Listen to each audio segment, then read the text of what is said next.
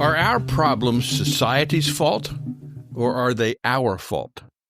Hi, I'm Rex Rogers, and this is episode number 222 of Discerning What is Best, a podcast applying unchanging biblical principles in a rapidly changing world and a Christian worldview to current issues and everyday life. Political liberals, and even more so those on the political left, repeatedly tell us that American citizens are victims of one oppressor or another, and that the only remedy is more or bigger government, with them in control. They say society caused our problems, so society is the only power that can fix our problems. Political liberals, or the left, include the progressive wing of the Democratic Party, as well as other groups like Our Revolution and Democratic Socialist of America. The "we're all victims of oppressors" crowd, and if not oppressors as such, simply society or America, also include left-leaning media, MSNBC, HuffPost, The Nation, Mother Jones. Every day, the left in America boldly messages that society, or family, or America itself causes our problems. The left argues for more government control and more spending as the panacea for our problems that somehow someone else created. While the difficulty with this analysis and with the solutions is that neither are true. Much of what ails American society is not the result of external oppression or structural inevitabilities, but the accumulation of self-inflicted choices. That's right, self-inflicted, meaning our choices create our own problems. From health to economics to family life, the evidence is overwhelming that individual behaviors, not social influences, are the chief drivers of our trouble. Because the roots lie in culture and personal responsibility, government programs cannot meaningfully correct or ameliorate them. Consider health outcomes. The Center for Disease Control has long estimated that 40%, nearly half, of annual deaths in the United States stem from modifiable behaviors, i.e., preventable behavior-related problems. For example, smoking, poor diet, lack of exercise, alcohol abuse, and of course drug abuse are leading drivers of heart disease, cancer, strokes, diabetes, and liver disease. Obesity, diabetes, and opioid overdoses, not genetics alone, make significant negative impacts upon our health. Such choices are not imposed by fate or by society, but by voluntary decisions repeated daily.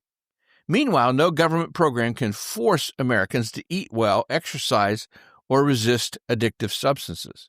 The same dynamic is evident in economic life. Many households live paycheck to paycheck, not solely because of wages, but because of overspending, lack of savings, and debt fueled by short-term gratification. Now, this does not mean that some families struggle financially for reasons beyond their control, but it does mean that many, if not most, struggle because of choices they have made. Family and community breakdown further illustrates the problem. Rising crime, violence, poverty cycles, and social fragmentation correlate strongly with decisions about marriage, family formation, childbearing, drug use, and work ethic. Welfare and criminal justice programs have attempted to compensate, yet often make matters worse by reducing accountability and incentivizing bad behaviors. There's something called third-generation welfarism that's rooted in welfare policy that actually encourages dependency rather than responsibility. Late Professor James Q. Wilson stressed that crime is largely a choice, not merely the product of poverty or inequality. His broken windows theory held that tolerating small disorders fosters a culture of irresponsibility. Economist Thomas Sowell, now in his 90s, argues that many social problems, poverty, inequality, educational outcomes, are more about cultural and personal decisions than systemic oppression. In his book Coming Apart, 2012, sociologist Charles Murray frames U.S. social decline, especially among working-class whites, as rooted in personal family choices.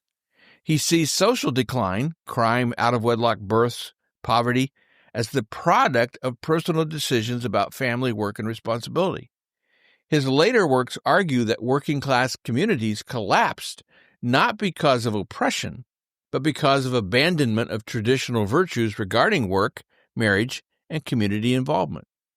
Mathematical statistician Nassim Nicholas Taleb has argued that many systemic risks, financial crises, obesity epidemic, healthcare burdens, are the accumulation of bad individual incentives and personal decisions. Now, the Founding Fathers created a constitutional republic, not a democracy as such, which they believed could only survive and thrive if the people maintained their own morality and virtue. The founders believed in a limited government that provided room for religious and virtuous citizens to pursue their own interests, care for their families, build a future, and do this within a context of law and order and self-reliance based upon a Judeo-Christian public morality. A biblically Christian worldview places accountability for behavior upon us as individuals. God grants us freedom of choice, freedom of religion, if you will. He gives us scriptural propositions about right, wrong, and reality, and He places in our heart and our hands the responsibility to live out our lives as stewards unto Him. Insofar as we Americans do not do this, we create our own futures populated by problems of our own making. Of course, it is true that we live in a fallen world and that disease and other negative externalities can happen to us. That is, we experience trials not of our own making. But it's also true that as reasoning human beings, we have enormous liberty to discern what is best. So in short, America suffers today not from a lack of government programs, but from a decline of self-governance. Problems born of self-inflicted behavior cannot be solved by bureaucratic expansion. Until individuals and communities recover the virtues of restraint, responsibility, morality, and work ethic, societal ills will persist regardless of government intervention. The left, progressives, now also democratic socialists, want to blame something other than our own volition for our problems. But even if the source of our problems were indeed largely something outside of ourselves, the left still have no solutions that work. They reject God, truth, and morality. Then they embrace pagan nihilism, calling it live and let live freedom, but this gives them no basis to call anything good or better or best. They can't condemn crime, lying, mutilating minors, drug abuse, sexual perversion, homelessness rooted in drug addiction, nothing. They can't promote parenthood because they've rejected the traditional family, or they don't want to be caught passing discerning moral judgment on broken families. They say trust the science, but then deny it when it comes to biology. They can't define a woman, and they think a person can change his or her biological sex by preference or hormone doses or surgeries, so they end up defending the irrational, non-scientific, debilitating trans ideology. They have no basis for calling anything immoral or amoral, so anything goes. This is what we see now in declining, decadent American cities. Now, our problems are real, more than we'd care to admit, mostly the result of our own choices. No one is forcing us to eat, drink, and be merry in ways destructive to our health and well-being. No one makes us be haters or be amoral or immoral or even be lazy. We possess the capacity to choose.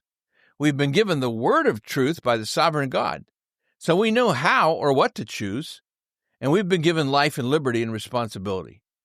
Society isn't the source of our problems, and government can't fix them. Well, we'll see you again soon. This podcast is about discerning what is best. If you find this thought-provoking and helpful, follow us on your favorite podcast platform. And for more Christian commentaries, see my website, REXM as in Martin. It's rexmrogers.com, or check my YouTube channel at Dr. Rex Rogers. And remember, it is for freedom that Christ has set us free. Stand firm.